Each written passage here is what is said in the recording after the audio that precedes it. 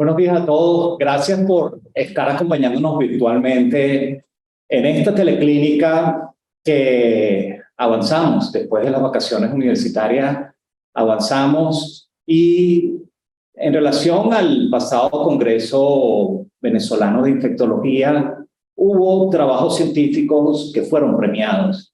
Y hoy traemos a uno de esos trabajos científicos y que tiene relación con un problema muy importante, que es la resistencia a los antimicrobianos, pero en un sentido desde el punto de vista micológico. Hoy en día las infecciones por hongos es un problema cada vez más resaltante, y sobre todo con Candida auris, la cual genera miedo desde el punto de vista de su impacto en muchos aspectos, no solo desde el punto de vista de la resistencia que tiene, sino también en la alta mortalidad que produce en general en relación a infecciones que pueden ser agresivas, sobre todo en pacientes comprometidos, inmunosuprimidos, con distintas comorbilidades, muchas veces en terapia intensiva y con múltiples invasiones y cirugías y otros problemas que aumentan el riesgo de este tipo de infecciones por hongos, pero que lamentablemente el aspecto terapéutico está bien limitado. Prácticamente hay 3 grupos de medicamentos antifúngicos: los azoles, las equinocandinas y los relacionados con toxina B, y prácticamente la resistencia en esta gente está presente. Y de eso se va a discutir el día de hoy, y sobre todo de este trabajo que es muy importante, porque es importante en el aspecto diagnóstico.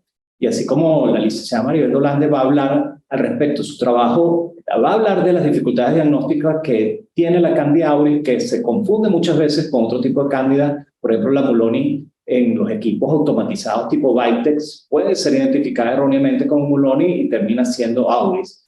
De hecho, en Venezuela no estamos ajenos a eso. Hace ya mucho tiempo, y eso también se hablará, fue en Maracaibo donde uno de los primeros países que se identificó un brote por Candida auris, y eso definitivamente ha prendido las alarmas. Entonces, el tema de discusión de hoy es sobre este trabajo, que es medio de cultivo selectivo para identificación presuntiva de Candida auris, y tengo a mi lado, que es un honor presentarla, a la licenciada Maribel Esperanza Dolandes Franco. Ella es especialista y magíster de micología médica, miembro de la Sociedad Venezolana de Microbiología, igualmente miembro de la Sociedad Venezolana de Infectología. Es actualmente jefe del Departamento de Micología del Instituto Nacional de Higiene Rafael Rangel, aquí cerca, en la Universidad Central de Venezuela, coordinadora de la red de Candidemia y vigilancia de la resistencia a los antifúngicos, lo cual es un trabajo muy importante de relación con distintos centros y evidentemente es parte de la importancia del trabajo que se hace, y docente en el posgrado de especialización en micología médica en el Instituto Nacional de Higiene, igualmente docente invitado en los posgrados de infectología, todos los relacionados a la Universidad Central de Venezuela, tanto en adultos como en nivel pediátrico. Has participado en eventos científicos como conferencista, por supuesto en la Sociedad Venezolana de Infectología, y fue la ganadora este trabajo del mejor trabajo libre en el pasado 15º Congreso Venezolano de Infectología, que el epónimo fue el doctor Rafael Napoleón Guevara. Y realmente es un honor presentar, porque muchas veces se piensa que en Venezuela no se hace investigación, pero Maribel Dolandes, una de las personas que más investiga en Venezuela, y sobre todo en esta línea de micología, y la pueden ver con publicaciones no solo nacionales sino internacionales en el área, y es muy importante, y sigue ahí trabajando, investigando en Venezuela y generando una matriz positiva, un elemento positivo, y es un ejemplo para todos nosotros, y gracias por estar aquí. Bueno, muchas gracias, Manuel, por la presentación. Bueno, y un honor también compartir con ustedes, por la invitación que me hacen, sobre todo para precisamente en ese objetivo, digamos, sí, de difusión del conocimiento. Bueno, para mí es un placer, por supuesto, compartir con ustedes este trabajo y qué fue lo que nos motivó. Y como bien dijo el doctor Manuel, vamos a ir un poco disertando pues todas estas, digamos, puntos de interés con respecto a Candida auris. Bien, vamos con la primera diapositiva. Bueno, a manera de introducción, es importante, ¿verdad?, recordar que la candidemia sigue siendo un problema de salud público en todo el mundo, De hecho, la semana pasada, si mal no recuerdo, se celebró lo de la sepsis y, por supuesto, Cándida es uno de los microorganismos que cada día avanza, ¿verdad? En ocupar quizás esos primeros lugares como agente causal de las infecciones del torrente sanguíneo. En América Latina, la incidencia, fíjense ustedes, es bien alta, un trabajo hecho por muchos colaboradores en el cual tuvimos también la oportunidad de participar, un proyecto colaborativo donde Venezuela, por supuesto, participó en ese estudio. Ahí se determinó, fíjense la incidencia que va entre 0.74 a 6 por 1000 ingresos hospitalarios con una alta mortalidad, como pueden ver, que puede ir hasta el 76%.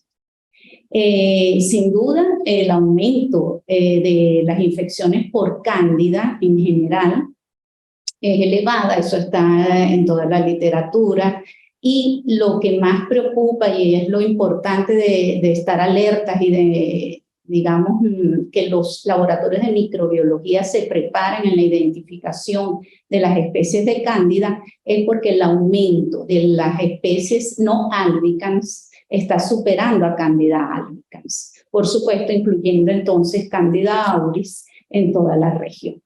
Candida auris debuta como una levadura emergente, multiresistente, que precisamente una de las características es que presenta resistencia de entrada intrínseca a por lo menos dos familias de las 3 familias de antifúngicos más frecuentes que se utilizan, como son los azoles, equinocandinas y anfotericina B como representante de los polienos. Emerge de forma independiente y casi simultáneo en varios países. Quizás esto un poco la explicación es con el tema del cambio climático, que no es secreto para nadie, lo vivimos cada día. Entonces se ha demostrado a nivel filogenético que hay grandes diferencias genéticas entre los clados de distintas regiones geográficas, pero hay una elevada clonalidad entre ellos. Por ejemplo, las de Venezuela son parecidas, por supuesto, las de Venezuela, pero las de Venezuela no se parecen, por ejemplo, las de América a las de Europa. Bien, esto sin duda alguna motiva, ¿verdad? El debut de la aparición de esta Candida auris, esta Candida levadura emergente, como bien acabo de comentarles, enciende pues las alarmas y es por ello que OPS, OMS, esta organización conocida por todas, la Organización Panamericana de la Salud, Organización Mundial de la Salud, ellos publican o emiten su primera alerta, como pueden observar allí, el 3 de octubre del 2016, donde publican una alerta epidemiológica e invitan a los países miembros, por supuesto, a prepararse para realizar la identificación de esta especie. Sobre todo en las Américas, el debut lo hace, por cierto, Venezuela. Como les voy a explicar más adelante, el primer reporte en todas las Américas fue hecho en Venezuela en el 2016. Entonces, Candida auris es descrita por primera vez en el 2009 en Japón. Se describe en una paciente con una infección, con una otitis, o sea, en conducto auditivo externo. Posteriormente, pues se va diseminando, se inician los primeros, o se reportan los primeros casos en India, Pakistán, 2013, así va en Sudáfrica por 2014, en el Reino Unido 2015, y lo más relevante, bueno, estamos aquí, Venezuela, como dice, integra pues las Américas, la región de las Américas, especialmente empezando Suramérica, ¿verdad? En el 2016. Seguidamente lo hace Colombia y posteriormente se reportan los primeros casos en Estados Unidos, en Nueva York y New Jersey. Con respecto a esto, ¿verdad? Es importante entonces tener claro que la identificación definitiva de Candida auris es por técnicas moleculares o por técnicas de espectrometría de masa, cuyo equipo, pues, como todos quizás han oído, el MALDI-TOF. Entonces, nosotros, un poco, después voy a comentar más adelante ciertas, digamos, parámetros de interés o ciertos tips con respecto a Candida auris, pero basado en esto que les estoy comentando, fue lo que nos motivó, digamos, por supuesto, ir revisando la literatura, debido a su difícil identificación y que normalmente, bueno, por situación país, para no entrar en detalles, no contamos con estos recursos de alta tecnología para la identificación de Candida auris. Nosotros, revisando la literatura, encontramos unos trabajos, como pueden ver ahí, de Welsh y colaboradores, así como de Ibrahim y colaboradores, donde ellos desarrollan un medio, tratan de desarrollar pues, un medio selectivo para la identificación precisamente presuntiva de Candida auris, que sea, digamos, de fácil ejecución e implementación en los laboratorios de microbiología, y que si esto es capaz de detectar el crecimiento de esta levadura, posteriormente se va hacia los laboratorios de referencia o centros de referencia para identificarla finalmente por, como les decía, maldito o biología molecular. Entonces, revisando, como les decíamos, oye, ellos usaron medios de cultivo sencillo y por lo que la cantidad de cepa que ellos probaron, a pesar de todo, usaron de distintas especies de cándida, que es importante para precisamente afinar el tema de la especificidad del medio. Nosotros, esto nos motivó a reproducir, en conclusión, ese experimento. Y fue bien interesante porque incluso la N que ellos usan de Candida auris específicamente es menor a la que nosotros utilizamos. Ellos usaron aproximadamente, fue 15 cepas de Candida auris, que estaban, por supuesto, bien identificadas, caracterizadas molecularmente, e incluso ellos probaron ensayaron ese medio con cepas de distintos clados de las regiones de los 5 continentes. Nosotros entonces decidimos, ¿verdad?, poner en práctica ese trabajo de investigación, y como bien les decía el doctor Figuera con el tema de las limitaciones, pero la idea es estimular, por supuesto, también a las nuevas generaciones y que optimizar con los recursos que tenemos, hacer algo de investigación. Y la idea final, por supuesto, es aportar algo a nuestra, digamos, a nuestra sociedad, a los colegas en el área de microbiología y el impacto, por supuesto, en infectología, que finalmente pues tienen una herramienta certera para poder indicar un tratamiento adecuado y óptimo a nuestros pacientes. Entonces, en ese orden de ideas, decidimos pues evaluar y estandarizar ese medio selectivo con las condiciones de nuestro laboratorio, ¿verdad?, para la detección de Candida auris a partir de muestras clínicas, en virtud de que nosotros tenemos, debido a ese primer brote que se inició pues, en el 2016 y fue el motivo de alerta para las Américas, nosotros tenemos en nuestro cepario guardadas esas 71 cepas de Candida auris que se identificaron en esa época. Realmente ese primer trabajo fueron 18 cepas procedentes de Maracaibo. La doctora Belinda Calvo fue la encargada de esa identificación preliminar, o sea, de detectar ese brote en un hospital en Maracaibo. Entonces, en vista de que ella manda esas primeras cepas, incluso al Instituto de Higiene, nosotros fueron identificadas como Candida emuloni, pero ¿qué nos llamaba la atención? Era que eran resistentes, multiresistentes esas cepas a los azoles, anfotericina B, pero no así a las equinocandidas, solo un pequeño porcentaje, como vamos a ver más adelante.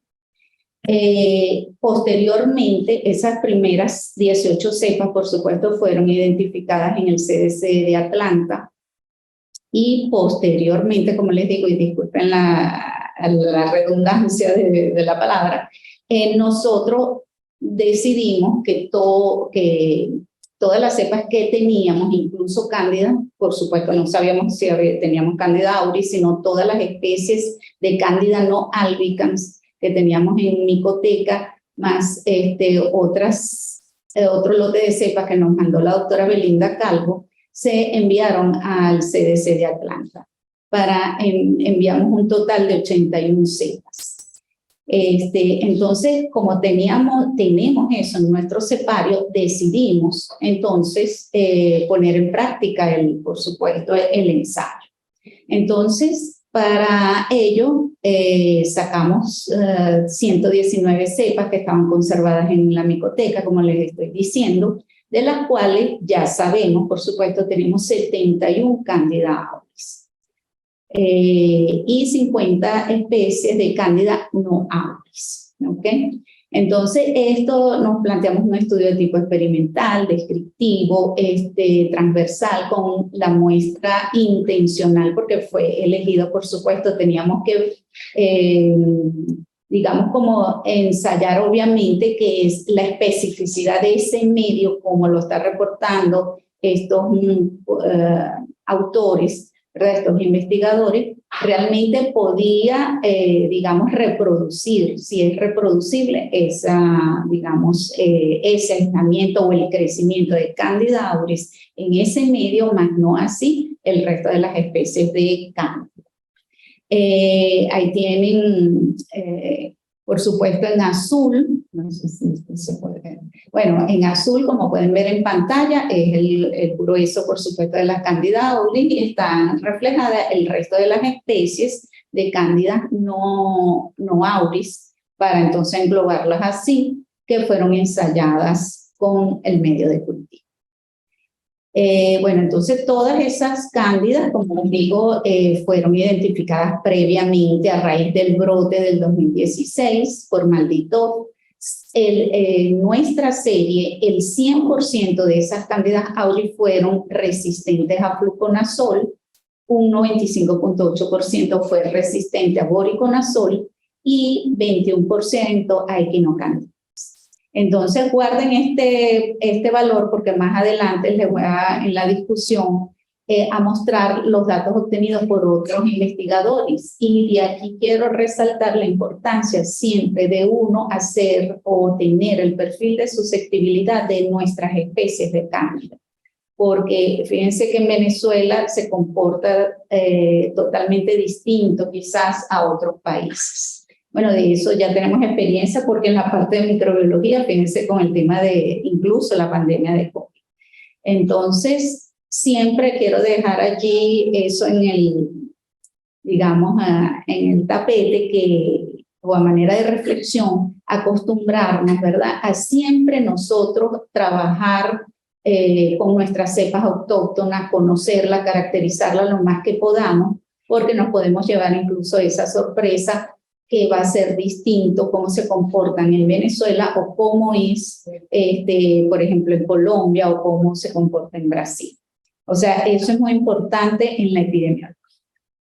Bueno, todas estas cepas, por supuesto, fueron sembradas en agar sauromas antibiótico, el agar cromogénico para cándida, en dermacel o micocel, que es un medio también selectivo para hongos saprófitos. Este medio es muy importante siempre usarlo en micología, puesto que es un medio, como les digo, bien selectivo, él tiene actidiona, y los hongos patógenos verdaderos, patógenos primarios, crecen en este medio, micocel o dermacel, por lo que también a manera, digamos, un tips, que siempre las personas que hacen micología o en cualquier laboratorio de microbiología, cuando siembren muestras para estudios de hongos, deben incluir dentro del set de medios de cultivo ese mínimo.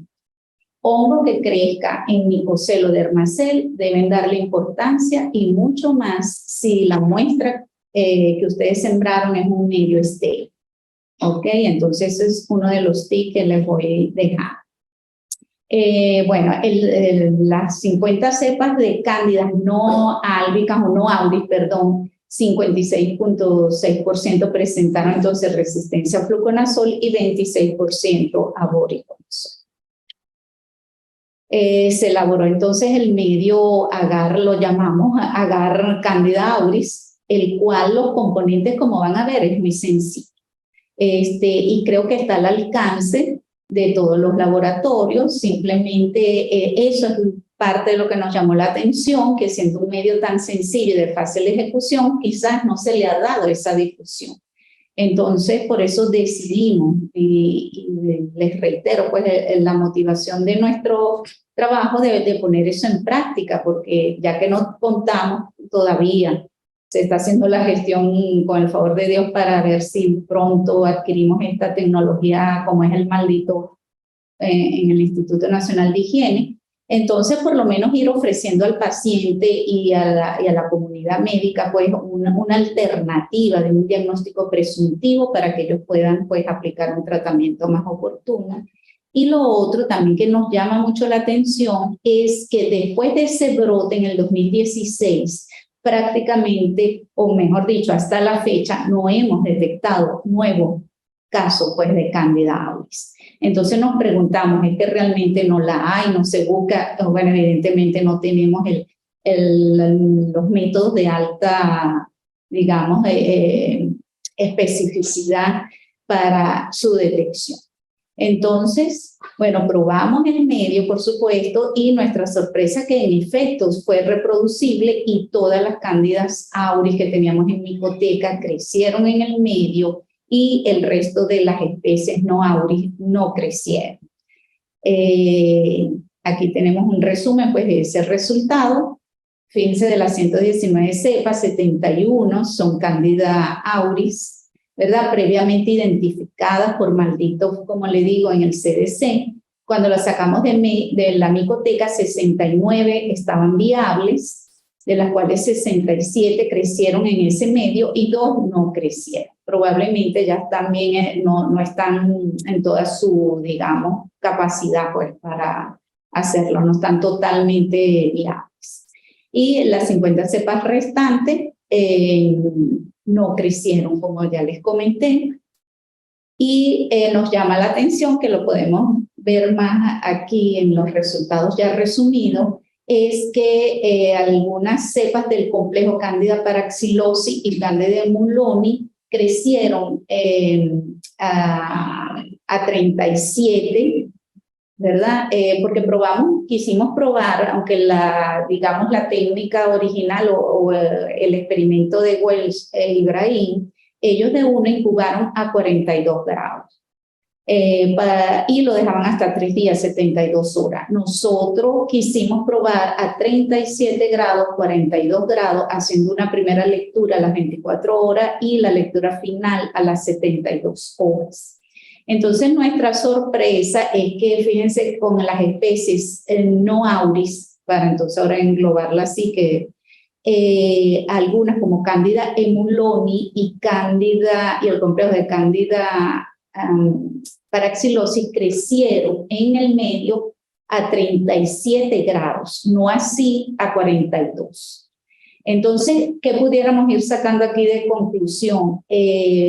Por ejemplo, que Candida emuloni es capaz de crecer en este medio ACA a 37, pero no a 42. Y, por ejemplo, el complejo Candida paraxylosii crecieron solo 8, pero esas 8 a 42 tampoco crecieron. Entonces, vimos la especificidad del medio, se logró una especificidad del 100% a las 72 horas, como ven, tanto a las 24 horas, como está señalado allí, y a las 72 horas. El resto de las especies no auris no crecen en el medio de ACA.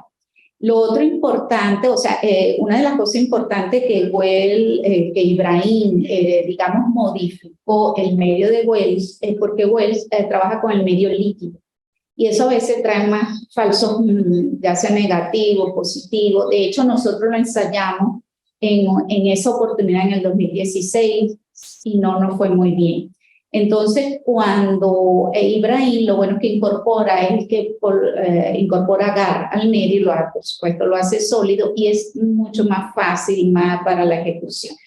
Ese es uno de los aportes importantes, y lo otro que logra también totalmente eliminar el crecimiento de Candida tropicalis en ese medio específico al añadir cristal violeta. Entonces ese otro tips, le digo, es bien importante, porque así es como él va logrando pues la especificidad del medio en un 100% para Candida albis.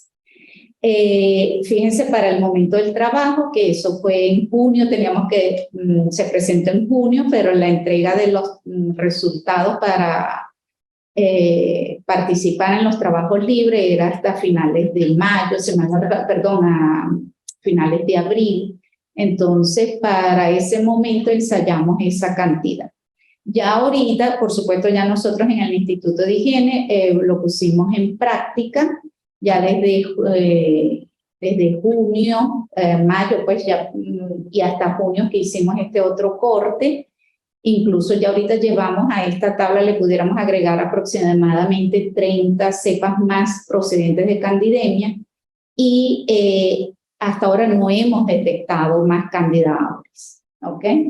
Entonces, bueno, estamos todas las muestras ya implementamos dentro de nuestra rutina, que cuando se hace la siembra de sangre, ¿verdad? Además de los medios ya comentados, como es el saboromas antibiótico, el lagar cromogénico, el dermacel, se incorpora a ELAC.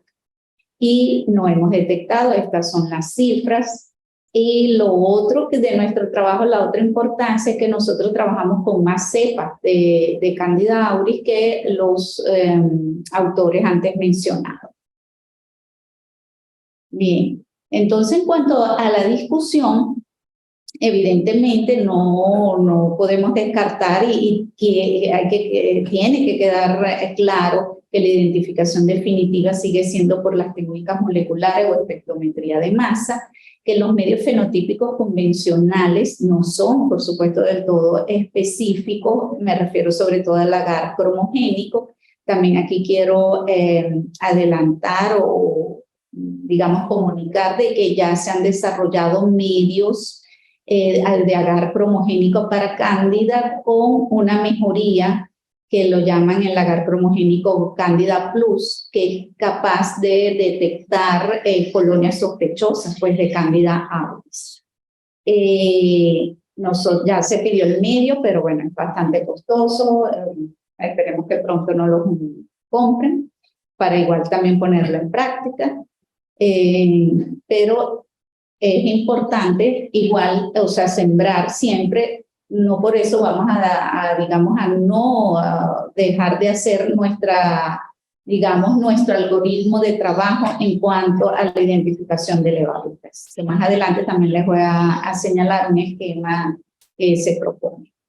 ¿Qué otra cosa? Bueno, es importante que entonces el medio evidentemente desarrollado, modificado por Ibrahim, sin duda logró esa especificidad, y como le dije, lo más importante es que él logró que en ese medio crezcan hasta ahora los 4 clados ya descritos para Candida auris procedente de los 5 continentes. Bueno, es necesario y fundamental realizar antifungigrama a toda levadura aislada en sangre o muestra estéril, como les decía en un inicio, con el fin, por supuesto, de detectar la resistencia. Y aquí hago una acotación, lo puse en rojo, como le decía, digamos, antes a Manuel, lo de los métodos automatizados. Porque nosotros como centro de referencia también, bueno, los que ya nos conocen, por supuesto, saben que ante la sospecha de una Candida auris, el deber ser es que cualquier laboratorio público o privado derive esa cepa al Instituto Nacional de Higiene, al Departamento de Micología. Nosotros realizamos el gol estándar, como dice el CLCI, que es la microdifusión en caldo, para verificar resistencia. Esas son las pautas internacionales. Incluso nosotros somos evaluados, nos hacen control de calidad externo por el Instituto Nacional de Enfermedades Infecciosas, doctor Carlos Malbrán, en Argentina, donde anualmente pues, nos hacen nuestro, digamos, evaluación como laboratorio de referencia por Venezuela. Y seguimos las pautas que ellos nos dan, como a su vez, por supuesto, siguen las pautas de CLC. Entonces, fíjense la importancia de esto, hago este comentario porque ya, gracias a Dios, también en los laboratorios privados que cuentan con método automatizado, como es el BAITE 2 de Biomerius, una gran ayuda sin duda alguna. Ese método automatizado ya está siendo actualizado el software a la versión 9.02. Y es lo que tenemos que exigir nosotros, por cierto, los microbiólogos en cualquiera de las áreas donde tengan un BAITE, tienen que exigir la actualización de ese software, claro, en la medida de lo posible, ¿no? Tener paciencia, insistir, pero en algún momento hay que hacerlo para identificar, ¿verdad? Todas las, digamos, las nuevas variantes que salen de los microorganismos resistentes, incluyendo, por supuesto, bacterias y el sector de levaduras, todas las especies de cándida, son capaces de ser identificadas por BAITE. Este nuevo software identifica Candida auris. Pero que es más allá y a lo que voy, que como les dije al inicio y dentro de la definición de Candida auris, es una levadura multiresistente. Entonces no basta con que el equipo nos diga que es Candida auris, no basta solo la bioquímica, sino que él tiene que expresar esa resistencia in vitro. Entonces les hago esta acotación porque sí nos han llegado ya incluso 2 cepas de 2 centros privados en distintas oportunidades con una sospecha de Candida auris porque el equipo con el software nuevo les lee como Candida auris. Cuando nosotros verificamos por las técnicas, como les digo, el gol estándar, que es el CLCI, igual las pasamos también por ITES, esas cepas son sensibles in vitro a todos los antifúngicos. Por lo tanto, nosotros no lo consideramos como Candida auris. De hecho, le probamos incluso con el medio que ya está implementado, el LACA, y lo que hacemos es que incubamos, como les digo, a 37 a 42. Son Candida emulón. Entonces, fíjense también la importancia de ir correlacionando. O sea, la Candida auris tenemos que tener como varias pruebas para decir que es Candida auris o con una alta sospecha de Candida auris. Cepas que ustedes vean, fíjense, también lo contrario, cualquier especie de cándida que presente resistencia in vitro a cualquiera de las familias de los antifúngicos, más bien se considera una Candida auris hasta que se demuestre lo contrario. Y deben ponerle una nota en el reporte al médico para que él tome las previsiones y mandar la cepa higiene para verificar esa resistencia. Bien, en cuanto a la importancia de, como les decía, de hacer antifungigrama o las pruebas de susceptibilidad a las especies de cándida, es porque globalmente ustedes saben que las 5 especies más frecuentes que causan infecciones en torrente sanguíneo, como están allí señaladas, Candida albis, Candida abrata, tropicalis, Paraxylossis cruzei, siempre son el patrón de comparación con el resto, ¿verdad?, de todos los centros, incluso a nivel mundial. De hecho, ustedes cuando leen separatas, o sea, cualquiera de los artículos que hablen de candidemia, casi siempre hacen referencia a estas 5 especies y ahora se suma, por supuesto, Candida auris. Pero lo importante de siempre hacer el antifungigrama, como les decía, es para conocer la epidemiología de resistencia de nuestras, por lo menos 5 especies más frecuentes. No se comportan igual en todas partes, ¿verdad?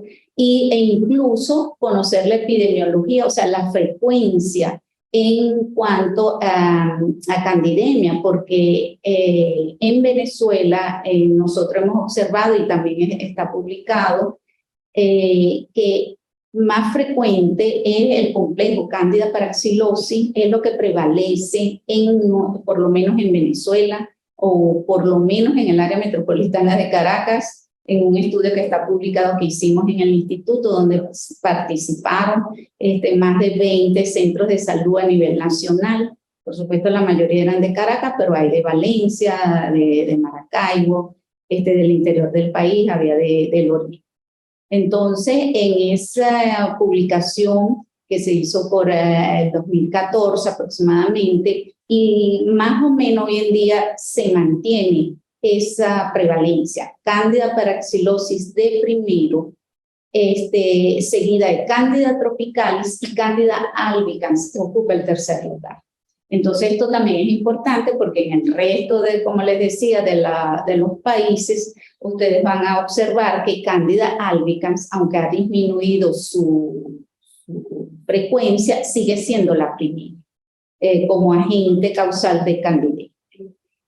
Lo otro, además de saber eso, es cómo es su patrón de susceptibilidad. En general, ¿verdad? A excepción de Cándida cruzei, que presenta resistencia intrínseca a fluconazol, prácticamente el resto de las otras especies, por lo menos esas 4 especies, son sensibles en general a fluconazol, recordando que esto es importante, siempre medir fluconazol. Fluconazol es el azol o el antifúngico dentro de los azoles, que es un marcador de resistencia. O sea, hay que evaluar resistencia, sobre todo a fluconazol, porque las primeras bombas que se activan, que por supuesto hay muchos mecanismos de resistencia, pero el más común es la activación de las bombas de flujo, del tipo MDR, que son específicas para fluconazol. Lo otro importante es que además de fluconazol debemos probar siempre en las pruebas de susceptibilidad otro azol, porque si está resistente por lo menos a 2 azoles, entonces ya eso nos indica que precisamente uno de los mecanismos de resistencia activados sería las bombas de flujo de tipo CDR. Que eso, ahí sí pudiéramos como decir que está resistente a todos los azoles. Porque no necesariamente el que esté resistente a fluconazol está resistente al resto de los azoles. Por eso se debe probar mínimo 2 o incluso 3 azoles en las pruebas de susceptibilidad. Hay que estar pendiente con respecto al complejo Cándida glabrata con fluconazol, porque él no tiene puntos de corte sensible. De hecho, CLSI establece que menor o igual a 32, así le dé 2, un CMI de Cándida glabrata, usted lo debe reportar como susceptible dosis dependiente. Pues eso le va a indicar al médico que tiene que entonces iniciar su terapia de una con dosis elevadas de fluconazol. Bien, como está allí señalado, entonces esto es muy importante tener ese conocimiento para que por lo menos empezar cualquier terapia empírica, pero como decimos empírica, pero relativamente dirigida con este conocimiento. Bien, como les comento entonces, con respecto entonces a la susceptibilidad, vamos a ver en otros países, fíjense, este trabajo de Osei y Sequeira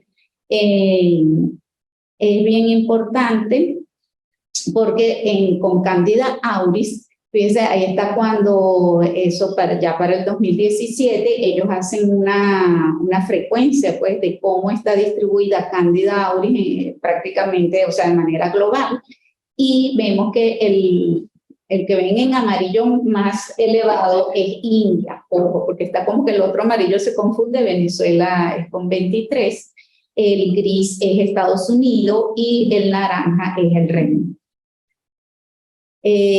Otra cosa importante, fíjense, ellos aquí publican la frecuencia de las comorbilidades asociadas a Candida auris. Y como siempre, como agente causal de toda candidemia, recuerden que estos pacientes, la mayoría de los pacientes que hacen precisamente sepsis, ya sea por cualquier microorganismo, fíjense que también cumple los mismos prácticamente parámetros que se observan en las demás septicemias por los otros organismos, como es, en primer lugar, fíjense, ocupa diabetes, ¿verdad? Hay que estar pendiente con eso, pacientes con neumonía o cualquier patología respiratoria, la sepsis, como ven allí, 48%, Lo otro, los pacientes pretérmino, los niños. Fíjense que, aunque es en menor cantidad, pero las terapias de cuidado neonatal que hacen, o sea, los niños pretérmino tienen todos los factores de riesgo para desarrollar, por supuesto, candidemia.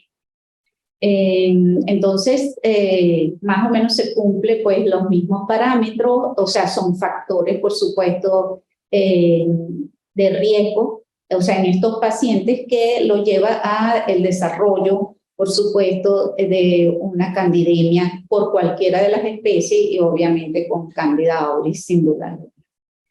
Otro dato interesante que reporta estos autores es que Candida auris se puede aislar de cualquier sitio anatómico del cuerpo humano, ¿ok?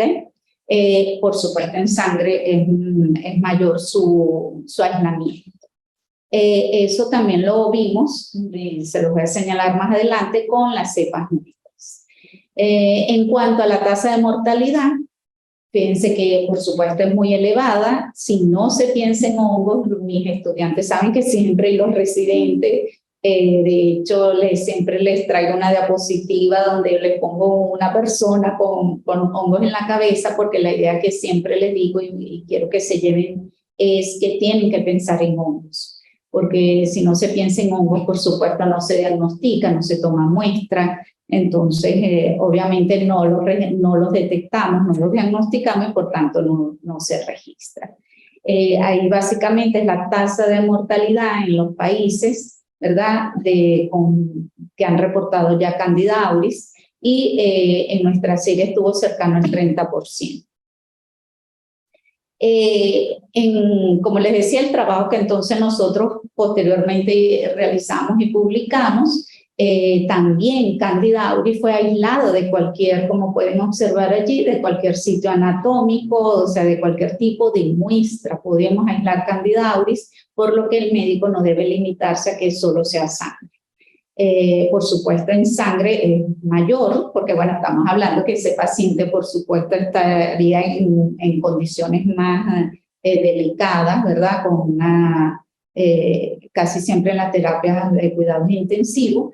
Y bueno, es lo más, digamos, también más fácil para el tipo de muestra más fácil a tomar, y las secreciones respiratorias. Con respecto entonces a cómo el tema de la resistencia, los puntos de corte, esto también es muy importante, también se los traigo a colación, porque eso es otra cosa que cuando uno hace los reportes de las 5 especies más frecuentes, el CLCI ha establecido puntos de corte clínico, ¿verdad?, para poder uno categorizar si esa aislado es resistente, sensible o no. Y rápidamente, cuando salió esto, CLCI, pues a través de estos autores, hacen una propuesta de unos puntos de corte tentativos, puntos de corte clínico tentativos, para poder categorizar esa resistencia de Candida auris.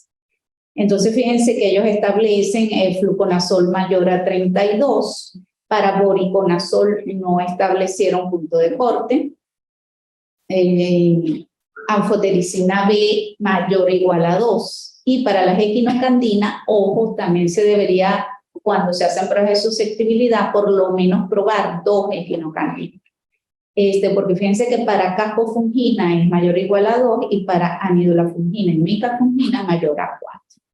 ¿Qué quiere decir esto? Que normalmente para cascofungina se entiende que exhibe un CMI, digamos, un poquito más elevado, ¿verdad? Menos elevado, y lo ponen en 2, y para anidulafungina y micafungina más elevado, y por eso es que establecen un punto de corte entonces más alto. Nuestras cepas, ¿verdad?, del primer brote reportado por la doctora Calvo, 100% de las cepas fueron resistentes a fluconazol y al voriconazol, aunque no se estableció, pero fíjense que es mayor, dio 4. Normalmente voriconazol Para el resto de las especies de Cándida exhibe un CMI como punto de corte bajo, menor o igual a 1. Menor o igual a 125. De 0,25 a 5 estarían el resto como intermedio, y ya mayor o igual a 1 se considera resistente para prácticamente el resto de las especies de Cándida. Entonces, para Cándida auris, el hecho de que dé 4 realmente hay que tomarlo como resistente. Fueron sensibles esas primeras 18 cepas, se les determinó fue Anidula fungina, y fueron sensibles porque exhiben un punto de de un CMI de 0,125, y como vieron, CLCI estableció mayor o igual a 4 para Anidula fungina. En nuestro posterior estudio, donde se envió el resto de las cepas que teníamos, fíjense cómo se distribuye. Esto es lo que cuando uno realiza la microdilución en caldo, fíjense cómo uno establece un rango, por supuesto, de la dilución del antifúngico, de los distintos antifúngicos probados. Ahí están, fíjense, 2 azoles. Es más, probaron que esto fue determinado, como les digo, por CLCI. El resto, nosotros hicimos las 4 primeras, porque son los antifúngicos que tenemos, y el resto de los antifúngicos, Anidula fungina, micafungina y el resto de los azoles, fue determinado en el CDC. Entonces, les coloqué en rojo, ¿verdad? Lo que está, por supuesto, fuera de esos puntos de corte clínico para tomarlos como sensibles, o sea, caen en resistente. Y entonces este es el resumen. Fíjense cómo entonces nuestras cepas, por eso insisto de conocer cómo se comportan las cepas autóctonas, fueron resistentes las 71 cepas de Candida auris para voriconazol 95.8. No detectamos resistencia para anfotericina B. Y para las equinocandinas, la sorpresa fue que aunque sea de esas 71 cepas, 15 dieron resistencia. O sea, dieron CMI, como pudieron ver en la tabla anterior, por encima, como ven, de 4 de la concentración de ese antifúngico. Entonces, comparando nuestros resultados a esos porcentajes, vemos aquí cómo aquí la resistencia, ¿verdad? En esta otra serie fue para fluconazol, fue 44.29, o sea, en azul le estoy mostrando, ¿verdad?, como la mayoría, pues, o sea, perdón, en azul está el número absoluto y sí, no veo bien exacto, 44.29, luego el porcentaje. Aquí destacar que, fíjate, detectaron resistencia mayor a 211 cepas, o sea, un 15.46% de resistencia a anfotericina B, y resistencia en menor proporción a voriconazol, distinto a lo que nos dio a nosotros. Nosotros no detectamos resistencia a anfotericina B, ellos sí. Nosotros detectamos más resistencia a voriconazol, ellos no tanto, para que vean, y detectaron resistencia a caspofungina, especialmente en un 3,48% y nosotros en un 21%. Entonces, de allí nuevamente reitero la importancia de conocer lo que circula en nuestra región. Un poco en tratamiento que les recomiendo, bueno, por supuesto, papas, este autor es un consultor y, digamos, un referente e integra el comité de CLCI, de LICSA, la guía LICSA para tratamiento de candidemia, y este es el algoritmo que él sugiere para el tratamiento en general de candidemia, por supuesto, dependiendo incluso especie específico y cuando ni siquiera se ha determinado la especie, ¿verdad? Eso también va a depender de la condición, obviamente, del paciente. Recuerden que el paciente es inmunocomprometido, o sea, que están en un mal estado general. Esos pacientes deberían, la droga de elección ¿verdad? O de primera línea para tratar ante la sospecha de una candidemia, incluso antes de identificar, puede que le reporten Candida SP o Cándida en identificación, debe ser una equinocándida. Una vez identificada la especie, de allí la importancia, y los médicos pues tienen que exigir al laboratorio de microbiología, y lo ideal que el laboratorio de microbiología esté en capacidad de identificar, por lo menos identificar las especies de cándida, así no tengan en todo caso para hacer antifungigrama, luego lo derivan a un centro de referencia, pero sí deben como mínimo hacer identificación ante especie, porque existen por lo menos este tipo de guías en que los médicos, por supuesto, es de conocimiento público, y eso les ayuda a ellos a iniciar una terapia precoz, porque esto es muy importante, iniciar una terapia precoz ante la sospecha de una candidemia por la mortalidad. Si no se sospecha de hongos y no se inicia la terapia lo más pronto que se pueda, la mortalidad, como está señalado, es mayor a un 70%, incluso puede llegar a un 100%. Entonces, ahí no voy a entrar en mayores detalles porque ya eso lo podemos dejar incluso para la discusión. Esta es la propuesta de la identificación de Candida auris, ¿verdad? Ante todo aislamiento de una colonia levaduriforme que venga de una muestra estéril.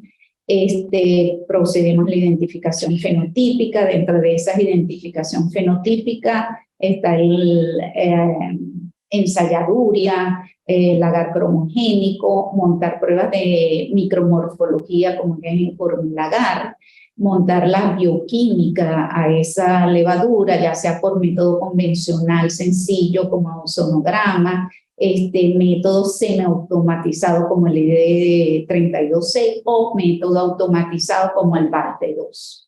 Por supuesto hay otras casas, pero bueno, señalo esta porque es realmente lo que se usa sin ánimo de hacer publicidad, pero es lo que usamos en prácticamente en toda Venezuela, incluso en todas las Américas. La mayoría de las publicaciones hacen referencia, por supuesto, cuando se usa estos métodos automatizados.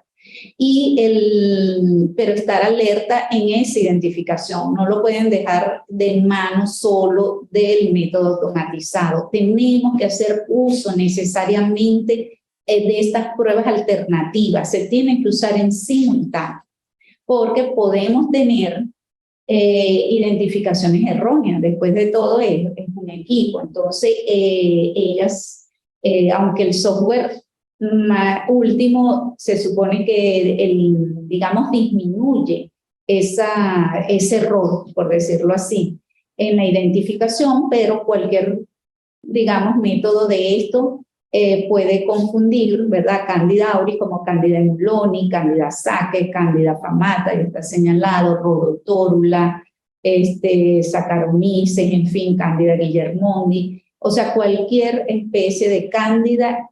Ojo, el detalle va a estar que les dé resistente. Entonces, en simultáneo, fíjense, no pueden solo hacer la identificación, sino que hay que montar el antifungigrama y ver cómo nos da entonces ese perfil de susceptibilidad de esa especie, y allí tienen los puntos de corte clínico establecidos por CLC. Incorporar el medio ACA, ¿verdad? Que ya entonces bastante, es una gran ayuda, sin duda alguna, incubarlo mínimo, bueno, por supuesto es mandatorio incubarlo a 42 grados, 41, 42 grados, por supuesto ya les di el TIPS de 37, porque estas cepas que nos derivaron de otros centros para verificar si era auris o no, terminó siendo una Candida emulonis y la pasamos por el ACA, medio selectivo, y fue una Candida emulonis. Creció solo a 37, no creció a 42. Bueno, entonces esa es la propuesta de esto. La recomendación, por supuesto, contactar ante esa sospecha o ya teniendo la certeza prácticamente que estamos frente a una Candida auris. Ya hoy en día es, bueno, si no lo saben, les recuerdo, yo creo que les pasé la Gaceta Oficial, aunque es un gran avance, aunque no tengamos todas las condiciones, pero es un gran avance, pienso yo, un logro de que hayan sido declaradas las micosis como enfermedades de notificación obligatoria. Eso salió en enero de este año. Por supuesto, se está trabajando en un instrumento para una recolección más expedita, tanto para a nivel de los laboratorios de microbiología como a nivel médico, porque se fueron incluidas prácticamente todas las micosis. Así tendremos más adelante datos confiables, o sea, un registro certero de nuestras micosis en Venezuela. Lo otro importante es que la misma Organización Mundial de la Salud, en octubre del 2022, también emitió un documento, publica un documento donde establece organismos, o sea, dentro de los hongos, por supuesto, organismos que llaman de prioridad crítica, ¿verdad? Y de alta, digamos, alta sospecha, o sea, tres categorías, donde, por supuesto, en la prioridad crítica a ser investigada es Candida auris, ¿verdad? Por el impacto que ella tiene en esa transmisión clonal de la resistencia.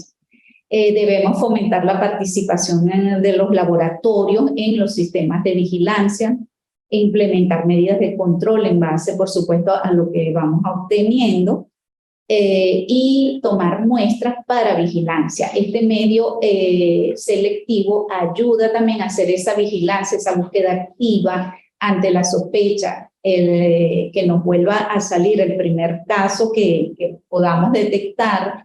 El deber ser sería tomar muestras entonces del centro donde se reporte y lo podemos hacer con digamos, con este medio. Se recomienda la Organización Mundial de la Salud y OPS, también ahí están las directrices. Habría que tomar, por ejemplo, que si de las superficies inertes donde haya estado hospitalizado el paciente, los dispositivos médicos, en fin, estudiar toda el área, la sala, para aplicar esas medidas de control.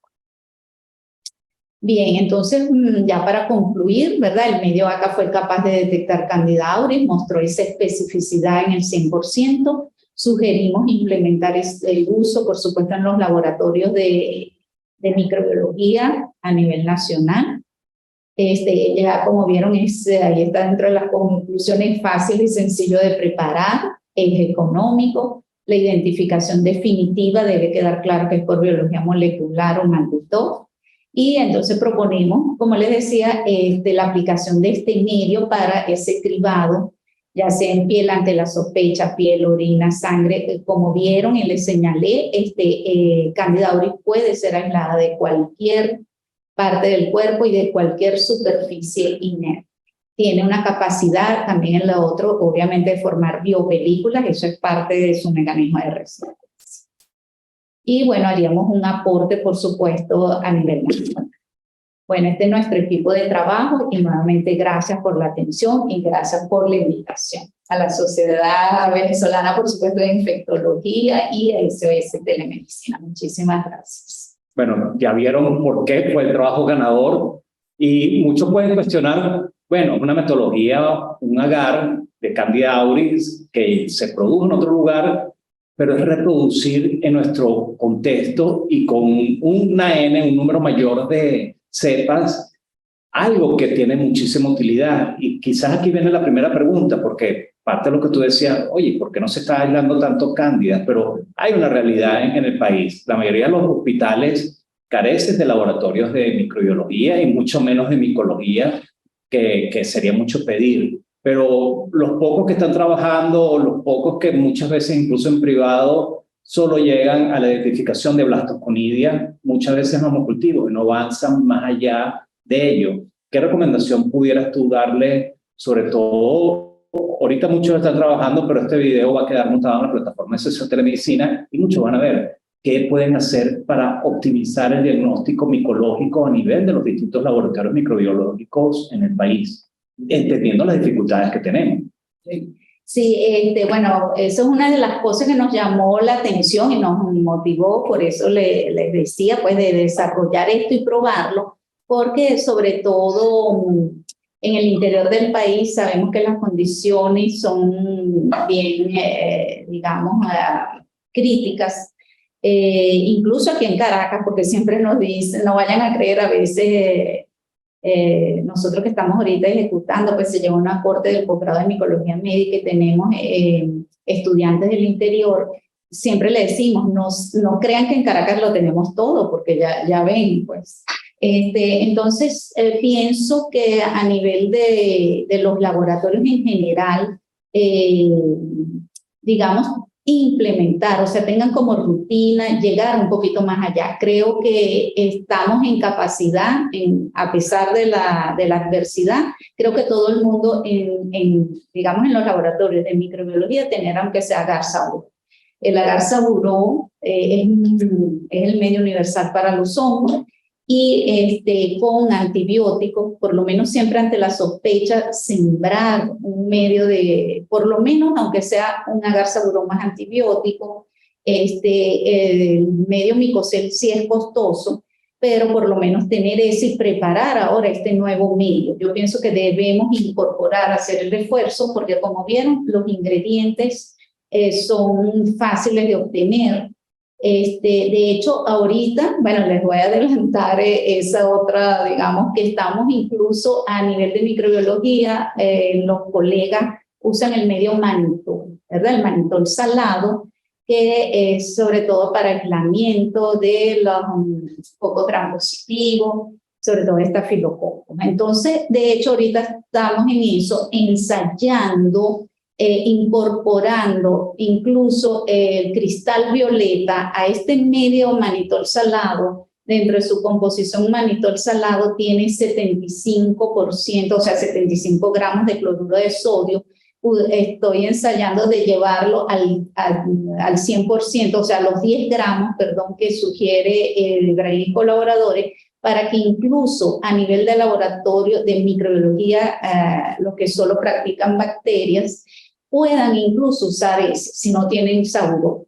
Sería una alternativa. O sea, adaptar con los ingredientes que ya ustedes vieron al medio de mannitol salado, que estoy seguro que por lo menos en la mayoría de los laboratorios donde hacen identificación bacteriana, ustedes poseen ese cultivo. Entonces creo que es una alternativa y un estímulo para que ustedes también vayan ensayando. Lo que sí es necesario, claro, tener una estufa a 42 grados. Pero otra cosa, más allá de que, porque a veces en medio de la adversidad es también unir esfuerzos, otro laboratorio, trabajar en equipo, eso es muy importante.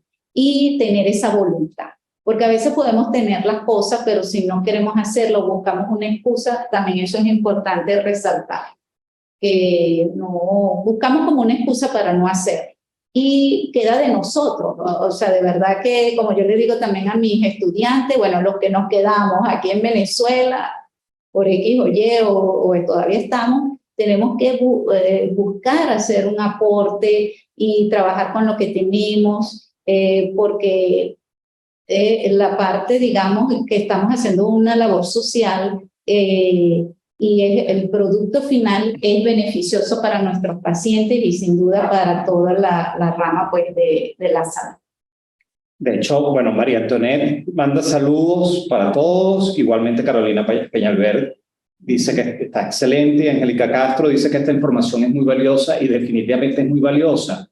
Cuando hay una infección y circulan microorganismos por la sangre, cuando son bacterias se llama bacteremia, cuando son hongos y son de la cándida se llama candidemia, y parte del elemento que tú mostraste es la alta mortalidad que tiene candidemia, incluso siendo el diagnóstico temprano e incluso dando tratamiento temprano. Y en ese sentido, ¿en quiénes sospechamos más candidemia? Y tú lo colocabas ahí, y quizás es parte de la pregunta, porque qué notable que Candida parapsilosis aparezca frecuentemente o casi siempre en los catéteres, pero en otros tipos de infecciones, la Candida albicans, por ejemplo, en pacientes inmunosuprimidos tipo VIH, cuando está en etapa avanzada, en SIDA, muchas veces hacen infecciones por Candida albicans, pero vemos que los pacientes oncológicos terminan siendo eventualmente la barata y principalmente Cruzei las que generan problemas, pero muchas veces por selección, porque estos pacientes oncológicos reciben profilaxis con fluconazol. Entonces, de algún modo, nuestras acciones muchas veces determinan la presencia de cuál agente, en este caso de hongo, sea el que esté involucrado. Pero una pregunta y me llama la atención al respecto, y sobre todo porque los primeros casos se terminaron en Maracaibo y otros casos han sido en distintos países. El aspecto ambiental de la temperatura y sobre todo el que pueda mantener el crecimiento a 42 grados, entendiendo que a veces los microorganismos compiten entre ellos por nichos y muchas veces hay uno que es más factible de producir infecciones que otro simplemente porque está solo, pero cuando están acompañados otros generan una presión y terminan agrediendo más al individuo. Por poner un ejemplo, Pseudomonas aeruginosa, sabemos que mientras más resistente es, muchas veces menos patogénica, porque muchos de los mecanismos que tiene para volverse más resistente, protegerse de que los antimicrobianos no las mate, le hace también, por ejemplo, cerrar las porinas, tener bombas de flujo, evita que ciertos elementos nutricionales para ellas no entren y las hacen menos competitivas muchas veces, pero cuando están solitas terminan generando un daño. Entonces, ¿acaso será una competencia entre las cándidas cuando están presentes y otros microorganismos que hacen que la Candida auris no sea quizás tan prevalente porque otros sean más factibles que puedan generar problemas, o es una cuestión ambiental? Uno dice Maracaibo, 45 grados de temperatura, 42 grados, es fácil allá, pero quizás en otros lugares no. ¿Qué sabes al respecto? O entiendo que puede sonar medio ilógico, pero es extrapolando ciertos elementos de otros microorganismos. Bueno, mira, lo que se sabe hasta ahora, sin duda, hay un estudio del doctor Arturo Casedábal, sin duda el impacto del cambio climático hace la aparición, pues, por supuesto, el desarrollo de estas quizás nuevas especies y que debutan así con esa resistencia, porque ellas crean esos mecanismos para precisamente sobrevivir ante la adversidad, ¿no? Entonces, estos cambios de temperatura muy elevadas, si llama la atención Maracaibo, exacto, como dices tú, Maracaibo es eso, promedio de 40 grados normalmente la temperatura. Pero no hay, digamos, nuestras cepas han sido estudiadas también por, al estar en el banco del CDC, pero como decía, hay una relación, digamos, filogenética entre ellas. Las de, digamos, Venezuela se parecen. Claro, como el mayor número fue en Maracaibo, no hemos de ese lote en total, 71 cepas, hay 2 aparentemente, fueron, lo que no sabemos realmente, no recuerdo. El paciente fue uno del Domingo Luciani y uno, por cierto, creo que de la Metropolitana, de esas cepas que me llegaron. Lo que no recuerdo si a su vez ese paciente de qué región de Venezuela era. Eso ahora que tú estás haciendo la pregunta, mira, lo buscaré. Lo buscaré a ver si finalmente o había viajado a Maracaibo, porque el resto de esas cepas eran de Maracaibo. Pero no hemos tenido. Entonces, pero nuestras cepas, ponte tú las de Venezuela, no se parecen a las del Reino Unido, y el Reino Unido normalmente es frío, por mucha calor que haya. Y él lo que decía es que el cambio climático, lo de las aves migratorias, todo un sinfín pues, de alteraciones, sin duda que ha habido en la industrialización en general, todo esto, digamos, sí, como adelantos o tecnología en el mundo, de alguna manera van impactando pues, en esa sobrevivencia o en ese de los microorganismos que lo hacen más resistente. Sí, porque en ese sentido, y entiendo que el cambio climático a veces se puede ver como una cuestión de ciencia ficción para algunos, pero termina siendo una realidad. La temperatura está aumentando. Sí. Quizás las causas puede ser el elemento de discusión, que si es realmente antropocéntrico, los humanos estamos influyendo en eso, una cuestión cíclica de la Tierra, de la inclinación, de otros aspectos, pero la temperatura está aumentando y está generando impactos no solo ecológicos, sino también en las infecciones. Una de ellas es el Vibrio vulnificus, que es esta infección come carne que se presenta sobre todo en las costas del Golfo de México, en Florida, y cada vez se está reportando más casos de personas que solo por bañarse en el Golfo de México terminan generando una infección o por consumir ciertos alimentos que incluso ponen en riesgo su vida o terminan amputados con infecciones muy severas. Y el Vibrio vulnificus se sabe que crece como los vidrios a nivel del agua del mar, pero sobre todo a cierta temperatura. Entonces, parte del cuestionamiento que uno tiene, bueno, sí, pasará lo mismo con la Candida auris, con otros agentes que quizás están apareciendo cada vez más prevalentes. Entendemos que los mosquitos están desarrollándose las infecciones transmitidas por mosquitos, arbovirosis, en sitios donde anteriormente no había por estos cambios ambientales. Entonces, es quizás algo de estar muy atentos en general. Y ya que hablamos de la CDC tiene sus lineamientos de cómo estudiar la Candida auris. Por supuesto, ellos insisten en el aspecto molecular de la PCR en tiempo real, lo cual también es algo que en Venezuela, dentro de los aspectos negativos, se ha ido mejorando, desarrollando. El Instituto Nacional de Higiene ha hecho una labor importante, igual que el Instituto Venezolano de Investigaciones Científicas, en optimizar elementos diagnósticos. Incluso hoy en día el Instituto de Medicina Tropical tiene la capacidad de también hacer pruebas diagnósticas moleculares, incluso en arbovirosis, y se ha extendido incluso a nivel privado. Biomerus tiene presencia al Filarray por lo menos en 2 centros hoy en día, y que acelera el diagnóstico desde el punto de vista molecular, incluso distintas cándidas, no auris, pero rápidamente podemos tener eso. Pero yo sí quiero que tú insistas en la importancia de mantener los estudios fenotípicos, no solo por el aspecto del fungigrama o el antibiograma, dependiendo, sino también para corroborar estos hallazgos moleculares, y la importancia, porque si no cualquiera piensa, bueno, necesitamos más máquinas de GeneSpert, más PCR, más Filarray, pero necesitamos todavía el trabajo microbiológico, bacteriológico, micológico, que es muy importante, ¿no? Sí, sí. Sí, así es. Siempre lo convencional para mí no va a desplazar nunca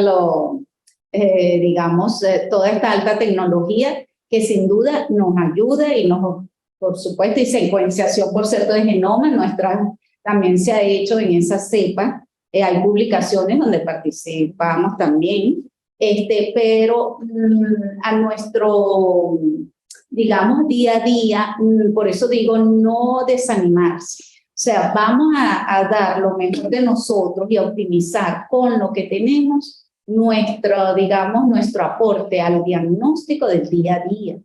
Porque entonces si lo que soñamos, no voy a hacer nada hasta tener eso, el mal gusto.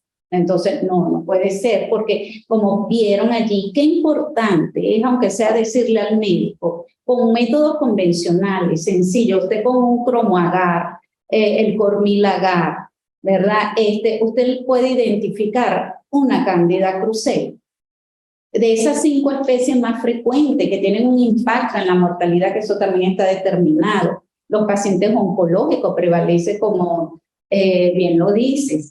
Prevalece más Candida krusei, más Candida tropicalis. ¿Por qué? Porque se da un tratamiento profiláctico. Entonces, pero ellas, a su vez, también ya eso está determinado, tienen una alta, lo que se llama la mortalidad atribuible por la especie, por el tipo de especie de Cándida, y es elevada. Entonces, qué importante es decir, con métodos convencionales sencillos, que en 24 o 48 horas, a lo sumo 72 horas, usted puede decirle al médico, mira, es una Candida krusei, ¿verdad? Que es la que está allí. Y entonces él va a cambiar, por supuesto, su tratamiento, porque normalmente, por eso hice la acotación con fluconazol. Es un azol, sin duda alguna, fue de los azoles que después de que veníamos usando, pues que se venía usando históricamente, dentro de la micología médica, pues, o sea, la anfotericina B es, como dice, el gol estándar, por decirlo de alguna manera, de los antifúngicos, porque todavía incluso, por lo menos in vitro, ha costado mucho establecer puntos de corte clínico de resistente para anfotericina B, porque primero es una droga fungicida, su mecanismo de acción fungicida, y in vitro sigue siendo una droga ideal porque da sensible tanto para hongos filamentosos como hongos levaduriformes.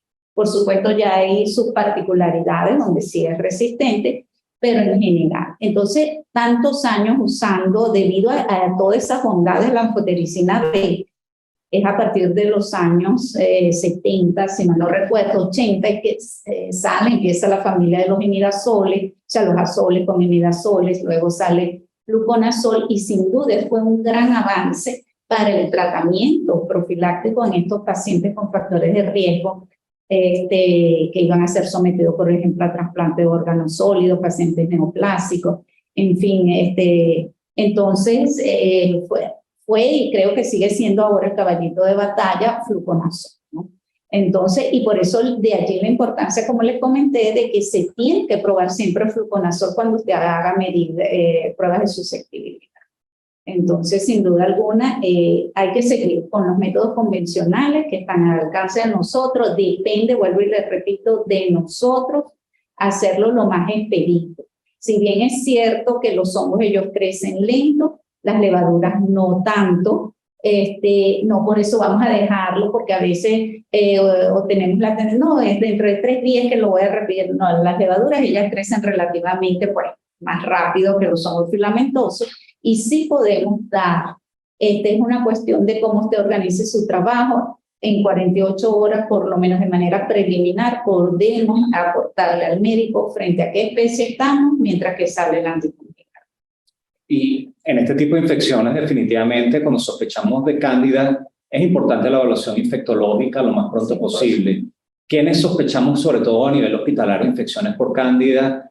Hay scores que miden el riesgo de infecciones por cándida y al final cuantifican lo que muchos sabemos, el uso de antimicrobianos tipo antibióticos de manera extendida por muchos días, el uso de esteroides, la inmunosupresión secundaria, pacientes con hiperglicemia, diabéticos no controlados, pacientes oncológicos, quimioterapia, radioterapia, inmunosupresión secundaria, cirugías abdominales recientes, todos ellos son factores de riesgo. Las personas que están múltiplemente invadidos con catéter, sondas urinarias, todo eso elemento aumenta los riesgos de infecciones por cándida.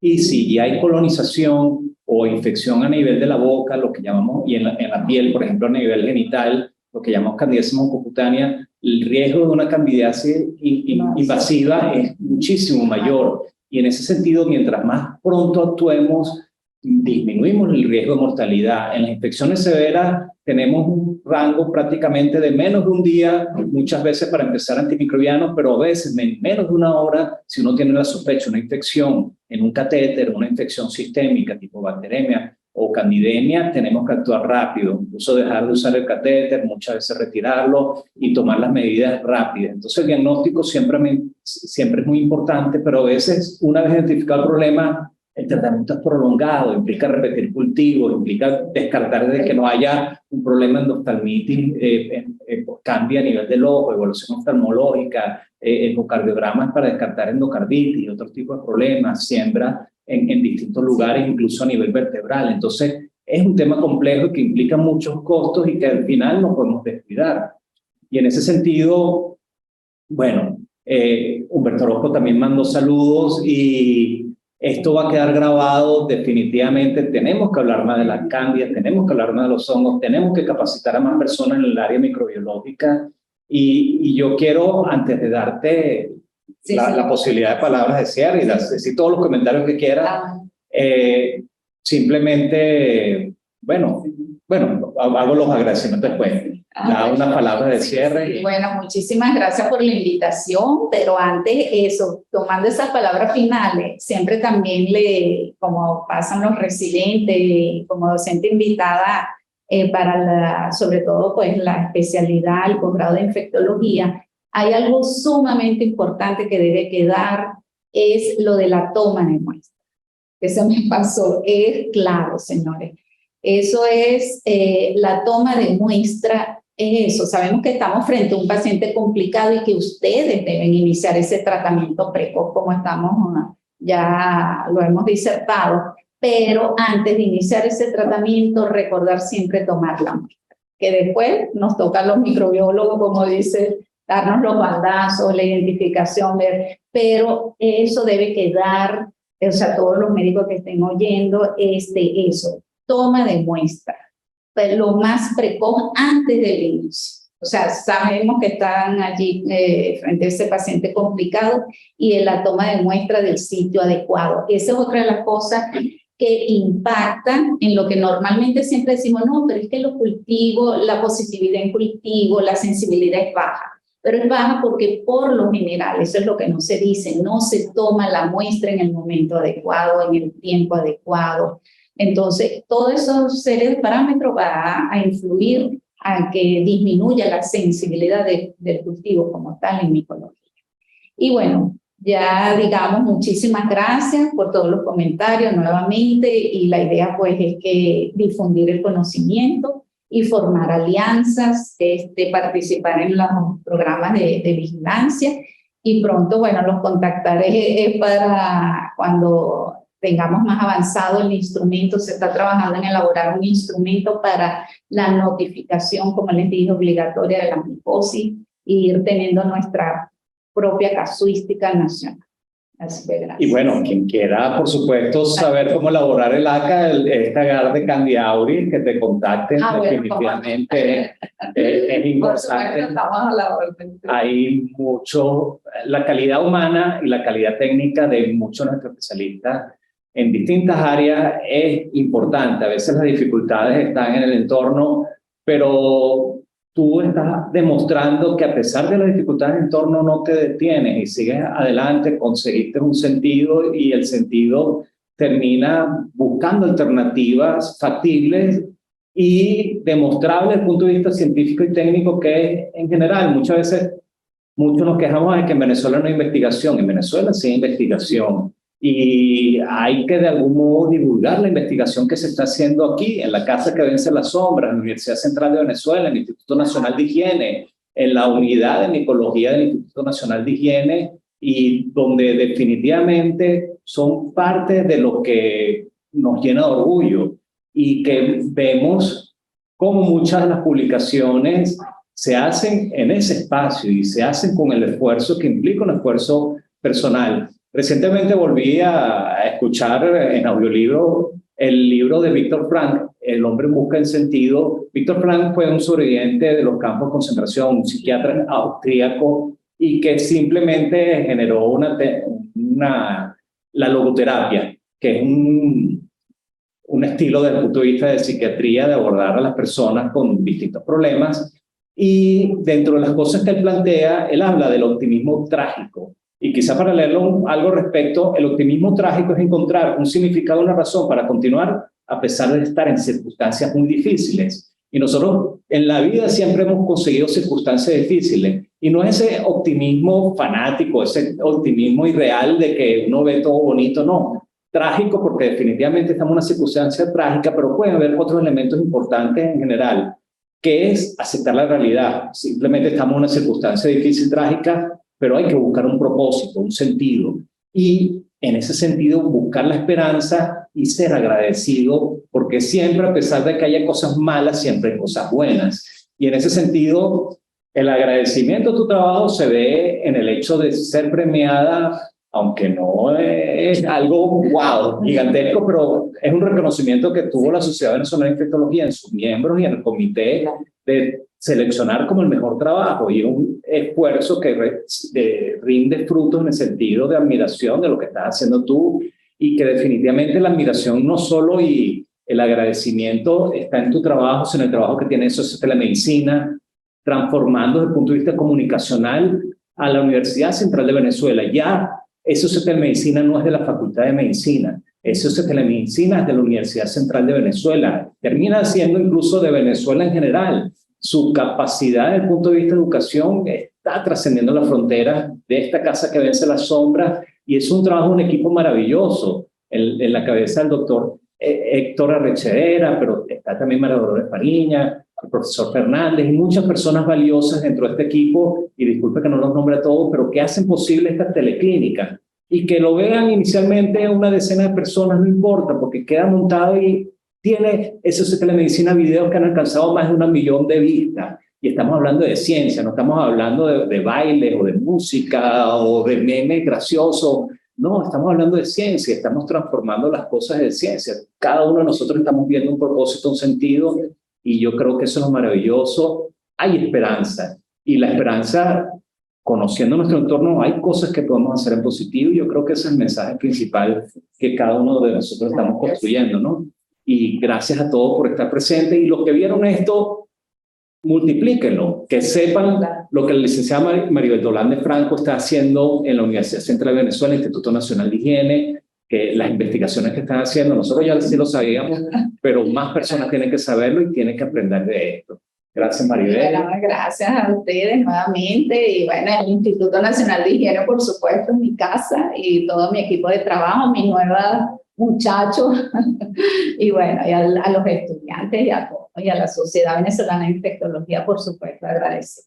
Gracias. Gracias a Y todos. a la telemedicina, por supuesto, como tú dices, ya forma parte pues también de la UCB, la Universidad Central, que también siempre nos abre sus espacios. Así que muchas gracias a todos y bueno, ya eso, a no perder el ánimo.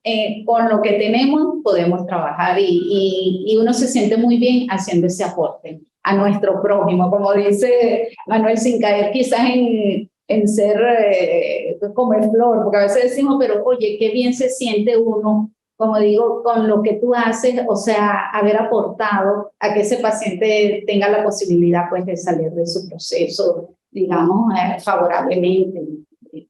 Eso es bonito. Y doy gracias por eso. Gracias a todos y nos vemos en un mes. Gracias.